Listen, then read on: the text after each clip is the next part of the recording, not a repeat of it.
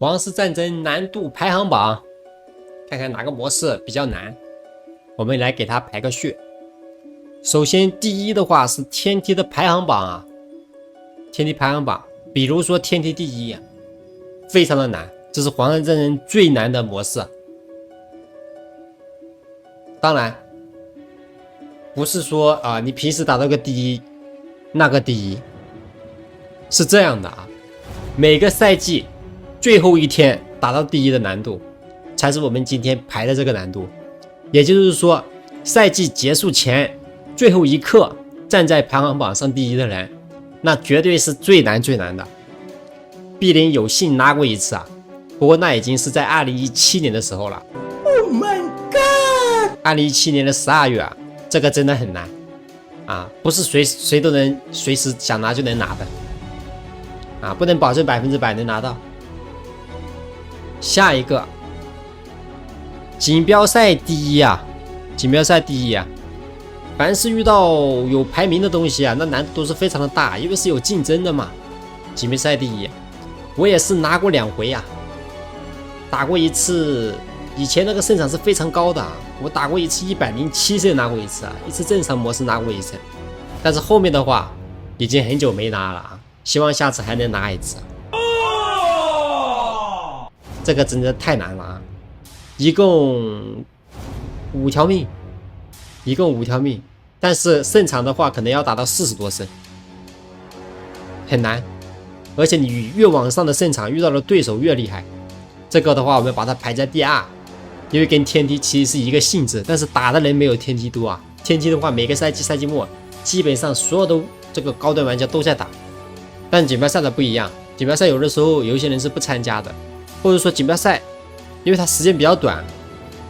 它很多时候匹配不到人，因为它是有那个胜场的嘛，有副场的嘛，没有胜场的话就匹配不到人，没有副场的话也匹配不到人。下一个第3难的那肯定是职业联赛20胜了啊，我这里用的是个2022年的啊，随便找了一个图，但是大家应该懂的。但这个20胜什么时候难呢？国际服的话最开始的时候是比较难的，第1天第2天比较难，因为高手比较多啊，大家高手都想，因为会有一个排名，谁先打，比如说你第1个打完你排第1名，你第2个打完20胜排第2名，然后以此类推，1、2、3、4、5、6、7、8、9、10，有一个这个排名，所以说第1天第2天难度非常的大，到第3天第4天第5天甚至是第6天啊，那这个20胜的含金量就越来越低了啊。当然也很难啊，毕竟20胜只能输3把，只能输2把。下一个是我们哪一个更难呢？终极挑战12胜啊，跟20胜的话差8个胜场，但终极挑战的难度要比20胜后期的难度要更大，因为终极挑战虽然说12场可以输2把，但是里面的对手有点看运气啊，你运气好的话遇到的对手是不厉害的，可能一路连胜，对吧？直接打到个12杠0，但是你运气不好呢，可能你第1胜遇到的就是那些有排名的对手，那些可能排500、600名啊，特别是赛季初的时候啊，那些大佬不打天梯，可能来打终极挑战，那终极挑战的难度肯定就大很多。第5名，经典挑战啊，为什么不是别的模式？为什么是经典挑战呢？啊，当然有人觉得经典挑战难度要比终极挑战大，但我是不这么认为的啊。那终极挑战肯定比经典挑战难度大啊，那终极挑战玩的大佬多啊，经典挑战的话，可能一些比较小的绝活哥玩，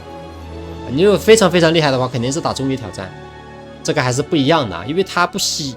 终极挑战遇到的对手要强一点，游戏体验要好一点。经典挑战的话，那些比较菜的人太多了啊，当然里面也有高手，但是肯定没有终极挑战多。下一个第6名啊，9000杯，紫水晶。超级选卡跟锦标赛15胜，我觉得你们大家觉得哪个难呢？那可能是锦标赛15胜要难点。你能打到2000杯那个紫水晶啊，但是不一定能达到15胜啊。这个15胜的话有各种模式，当然每个人在不同的模式中发挥是不太一样的。但是锦标赛15胜的话也是需要比较高的胜场，但锦标赛的15胜没有终极挑战跟经典挑战难。你能达到经典挑战12胜，那肯定能达到锦标赛15胜了，因为锦标赛参与的人多啊，里面的水分要大一些啊。终极挑战跟经典挑战是要花宝石的，里面参与的人的话，肯定是有目标性的啊，想要过去锻炼自己啊。但锦标赛的话，我管他打几胜，我混个奖励就可以啊，大概就是这么一个意思啊。第7名啊，第7名应该是紫水晶啊，紫水晶更难一点。相比9000杯的话，紫水晶要更难一点。紫水晶也是分阶段的，跟20胜一样，刚开始的那几天很难，就赛季刚开始1、2天很难，但是到后面的话会越来越简单，因为别人都打上去了，你后面的人还没打，那肯定你后面的人打就要简单一些，跟这个9000杯是一样的。9000杯的话是没有赛季的，它是一直9000杯。这个9000杯的话就相当于是以前的竞技场，那它肯定没有紫水晶难，就相当于是啊多少节竞技场，20多节竞技场，24节竞技场，打上去的人已经不用再打了，剩下的都是没打的人，所以这个的话难度肯定是越来越小，越来越小的。现在已经过去好几年了，那难度肯定越来越小。你打不到9000杯，那肯定是因为你的等级不够啊，你等级够了自然就能打到。最后一名啊，超级选卡挑战，为什么把它排最后一名呢？因为超级选卡挑战玩的高手确实不多啊，主要是里面的模式也不会更新，就是一个远古版本的一个普通选卡模式。当然偏性调整它是跟上的，但是没有觉醒卡，也没有一些花活，所以玩的人不多。但是它的奖励还是非常丰富的，是经典挑战的5倍奖励啊，是终极挑战的1半。大家如果想赢一些卡牌啊，提升一下自己的卡等，也可以去打打超级选卡。这个超级选卡的话，稍微掌握一点点的技巧，就很好赢的。里面的对手不太厉害的，可能前面几胜的对手都不太会玩，到后面几胜的话会稍微会玩一点，但是没有太大难度。好，今天的排行做到这里就结束了。